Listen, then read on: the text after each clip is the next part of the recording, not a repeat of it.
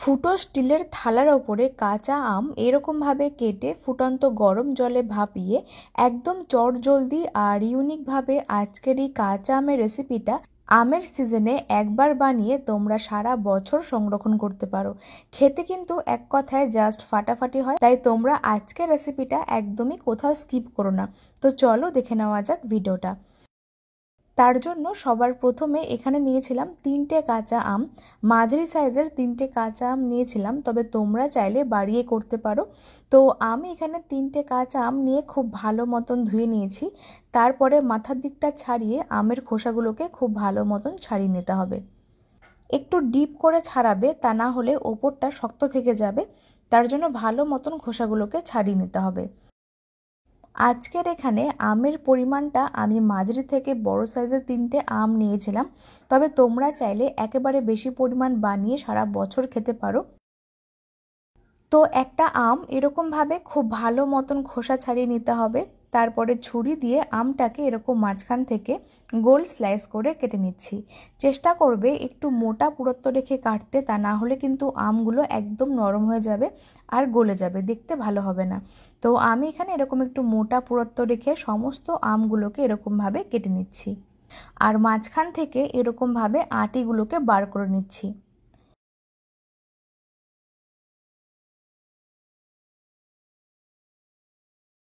কথা বলতে বলতে আমি এখানে একই রকমভাবেই 3টে আম কেটে মাঝখানে থেকে আটির অংশগুলোকে বাদ দিয়ে নিয়েছিলাম। তারপরে একটা বড় পাত্রের মধ্যে সমস্ত আমের টুকরোগুলোকে অ্যাড করে এর মধ্যে বেশ খানিকটা মতন সঙ্গে সঙ্গে জল দিয়ে আমগুলোকে খুব ভালো মতন ধুয়ে নিতে হবে।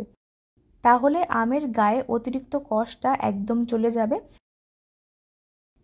দেখতেই পাচ্ছ আমগুলো কেটে নেওয়ার পরে দেখতে কতটা সুন্দর লাগছে। তো চলো এবার আমগুলোকে ভাপিয়ে নেওয়ার জন্য গ্যাসের ওপর একটা কড়াই বসিয়ে ওর মধ্যে খানিকটা মতন জল দিয়ে হাই ফ্লেমে খুব ভালো মতন গরম করতে হবে। জলটা খুব ভালো মতন ফুটে উঠতে শুরু করে দিলে এবার এর মধ্যে একটা এরকম ফুটো থালা রেখে, মানে ফুটো স্টিলের থালা বসিয়ে এর মধ্যে অল্প করে তেল ব্রাশ করতে হবে। তা না হলে অনেক সময় কি হয়, আমটা সেদ্ধ হয়ে যাওয়ার পরে নিচে লেগে যাবে, তখন তুলতে গিয়ে অসুবিধা হবে। তার জন্য একদমই সামান্য পরিমাণে ফুটো থালার গায়ে তেলটাকে ব্রাশ করে দিয়েছি। এবার এই থালার ওপরে আমের টুকরোগুলোকে এক এক করে খুব ভালো মতন সাজিয়ে নিচ্ছি। এতে করে আমটা খুব সুন্দর মতন সেদ্ধ হয়ে যাবে, অথচ কিন্তু আমগুলো ভেঙে যাবে না।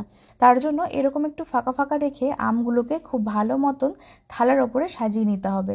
সমস্ত আমগুলো থালার ওপরে দিয়ে এবার এর মধ্যে খুবই সামান্য পরিমাণ বা স্বাদ মতো নুনটাকে অ্যাড করতে হবে। তাহলে আমের গায়ে অতিরিক্ত টক ভাবটা চলে যাবে আর আমটা বেশ ভালো মতন সেদ্ধ হয়ে যাবে। তো নুনটাকে দিয়ে একটা চামচের সাহায্যে উল্টে পাল্টে আমগুলোকে বেশ ভালো মতন মাখিয়ে নিতে হবে। তারপরে ফ্লেমটাকে মিডিয়ামে রেখেই ঢাকনা চাপা দিয়ে আমগুলোকে ভালো মতন সেদ্ধ করতে হবে। 5 থেকে 6 মিনিট এরকমভাবে ঢাকনা চাপা দিয়ে রেখেছিলাম। দেখতেই পাচ্ছ বন্ধুরা, আশা করে তোমরা দেখে নিশ্চয়ই বুঝতে পারবে। তো আমি এখানে একটা কাঁটা চামচ ঢুকিয়ে দেখিয়ে দিচ্ছি যে আমটা কতটা সুন্দর সেদ্ধ হয়েছে, অথচ আমগুলো কিন্তু গা থেকে ভেঙে যায়নি।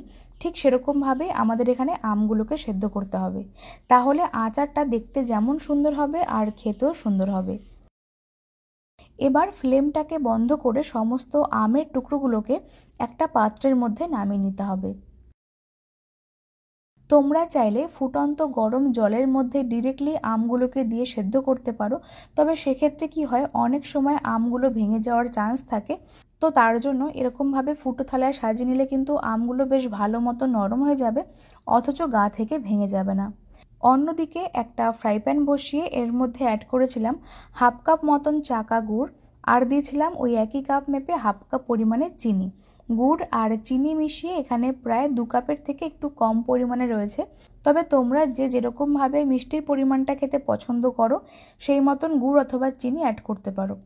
আমি এখানে গুড় চিনি মিশিয়ে করছি, তবে তোমরা চাইলে শুধুমাত্র চিনি দিয়ে করতে পারবে। সামান্য পরিমাণ একটুখানি জল দেব, তারপরে চিনি আর গুড়টা খুব ভালো মতন মিশিয়ে নিতে হবে যতক্ষণ না চিনিটা সম্পূর্ণভাবে গলে যাচ্ছে। ততক্ষণে তোমরা আজকের রেসিপি দেখতে দেখতে আমাকে কমেন্টে জানিয়ে ফেলো যে রেসিপিটা তোমরা কে কোন জায়গা থেকে দেখছো, তাহলে আমি তোমাদের প্রত্যেকের কমেন্টে ধন্যবাদ জানাতে পারবো। আর আজকের ভিডিওটা যদি ফেসবুক পেজ থেকে দেখছো তাহলে ফুডি মিতা 02 পেজটিকে ফলো করে দিও। আর যদি ইউটিউব থেকে দেখছো তাহলে মিতাস ফুড জোন চ্যানেলটিকে সাবস্ক্রাইব করে পাশে বেল আইকনটা প্রেস করতে একদম ভুলো না। চিনি আর গুড়টাকে খুব ভালো মতন মিশিয়ে নিয়েছিলাম। দেখতেই পাচ্ছ কত সুন্দর একটা কালার চলে এসছে।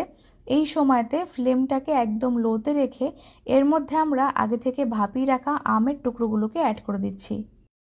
সমস্ত আমের টুকরোগুলোকে অ্যাড করে খুব ভালো মতন উল্টে পাল্টে সমস্ত কিছু একসঙ্গে মিশিয়ে নিতে হবে। তো আমি এখানে গুড় আর চিনির মিশ্রণের সাথে আমের টুকরোগুলোকে খুব ভালো মতন উল্টে পাল্টে মিশিয়ে নিয়েছিলাম। এই সময় ফ্লেমটাকে লো টু মিডিয়ামে রেখে সমস্ত প্রসেসটা করতে হবে। তারপরে ঢাকনা চাপা দিয়ে রাখতে হবে কিছুক্ষণের জন্য। এতে করে আমটা বেশ ভালো মতন সেদ্ধ হয়ে যাবে আর এর মধ্যে ফ্লেভারটা সম্পূর্ণভাবে ঢুকে যাবে। 7 থেকে 8 মিনিট এরকমভাবে ঢাকনা চাপা দিয়ে রেখেছিলাম। দেখতেই পাচ্ছ আমগুলো কিন্তু আগের থেকে অনেকটা বেশি নরম হয়ে গেছে। এই সময় ফ্লেমটাকে বাড়িয়ে আরও কিছুক্ষণ জাল করতে হবে, যতক্ষণ না গুড় আর চিনির মিশ্রণটা একটা আঠালো ভাব চলে আসছে। কাজটা করা খুবই সহজ, জাস্ট একটু তোমাদের সময় নিয়ে করতে হবে। তাহলে কিন্তু আজকের এই আমের আচারটা বছরে একবার বানিয়ে তোমরা সারা বছর কাচের বয়ামে ইজিলি স্টোর করে রাখতে পারো। এবার সব শেষে এর মধ্যে অ্যাড করতে হবে ভাজা মশলা গুঁড়ো। তো এখানে জিরে, ধনে, গোটা মৌরি, শুকনো লঙ্কা একটা শুকনো খোলায় খুব ভালো মতন ভেজে নিয়ে হালকা গুঁড়ো করে নিতে হবে। সেই ভাজা মশলা এর মধ্যে 2 চামচ অ্যাড করে দিচ্ছি।